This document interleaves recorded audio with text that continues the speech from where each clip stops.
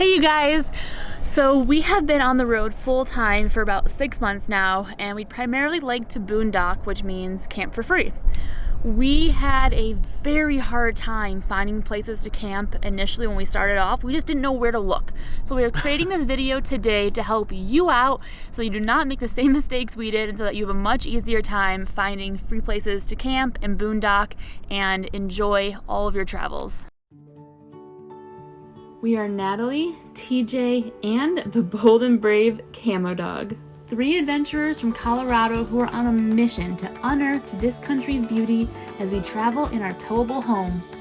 We spent the last year navigating and exploring the Atlantic and Caribbean oceans, but now we are shifting gears to life on the road.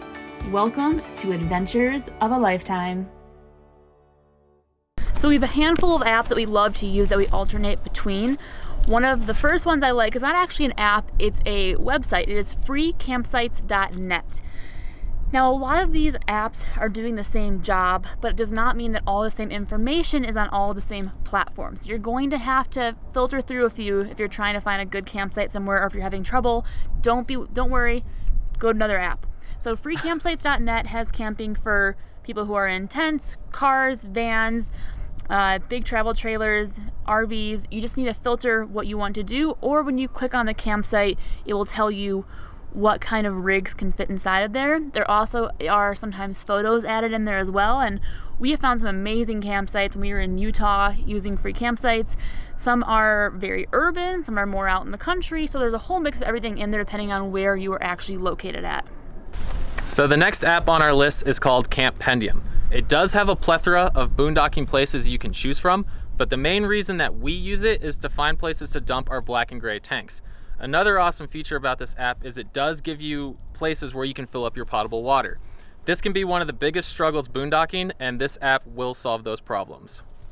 Google Maps is also on our list of apps to use. It might not be your first thought when picking boondocking, but after you go to your other apps and your other resources to find a boondocking spot, it is a great resource to go to check the surrounding area, make sure that you're not by any areas you don't want to be around, see how close it is to other necessities you might need, like the grocery store or gas stations, just to give you a good lay of the land and to see an overall topographic view of where you're going to be camping at. Okay, the next app on the list is called Boondockers.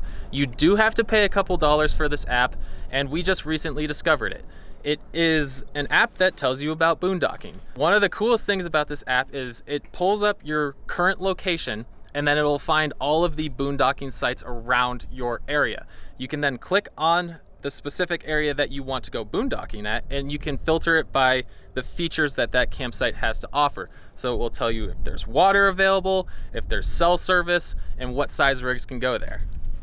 Another platform that we like to use is called Harvest Host. So Harvest Host just recently acquired Boondockers Welcome, and Harvest Host is a platform that has farms, wineries, and other small business and shops on there, and you can go and park at their business overnight.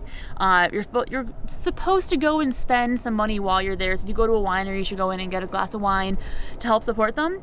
Boondockers Welcome does not have any monetary contributions that are expected or required.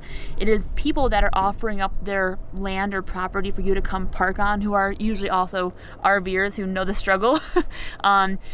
We don't use these a ton, but when we're in a bind somewhere or we want to stop somewhere just for a day, maybe we're doing a longer passage from one place to another and just want to break it up a little bit, sometimes we'll stop at a Harvest Host and a winery and hang out there for the night and know we have a nice safe place to park in the city on our route without having to go, like a half hour off-roading somewhere to find a campsite. So those are some great ones, and you get some added little fun in there too, and get to kind of get a feel for the town and meet new people, and so those are fun.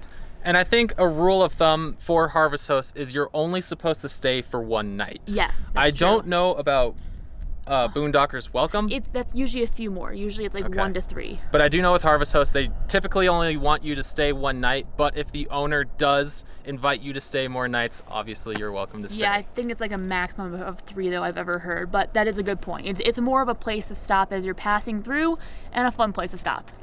Okay, we are on to the very last app. It is our favorite app, our most used app, and I think the most overall encompassing app. Highly recommended app? Yeah, from everyone else, and it is called iOverlander. Woo! It really is a great app. It has, as we've said, a lot of these apps have the same information. This one just seems to have more of the information. And the most updated information. Yeah, so the community can go in there, and after you camp at a place, you can go in there and you can write a review about it. You can add photos. One of the biggest features about this app, why we always go to it usually first, or one of our first places we go, is because you can download the maps offline. And when you are out, especially out west, there's a lot of places where you don't have any cell service or internet, and how are you going to find a campsite if you can't download anything?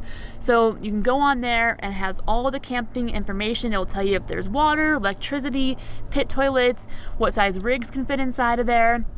And when you do have service, or if you have service, you also can download photos of the location to see what it looks like. So this is huge. Yeah, so like this spot, for example, they tell you that although it's kind of open, you have these nice sage brush bushes, whatever these things are, maybe juniper bushes around, that do provide some privacy from your camping neighbors. And so you kind of know what you're getting into. You can Yeah. get a feel for the area that you're going to go to by seeing these photos firsthand. yeah. So it's really an amazing app, and it's just nice to have these resources. They will definitely help you out when you are trying to camp. Do not shy away from using all of them, sorting through, figuring out what works for you. And maybe one app that you love in a certain region of the country, you aren't going to love as much as another one. Yeah, it really takes all of them, and I'm sure we're missing a couple big ones, but we just don't know about them yet. But these have worked great for us. We really are off grid a majority of the time, and between using these resources all together in conjunction, we have been able to find some amazing spots with beautiful views, and we feel safe at them.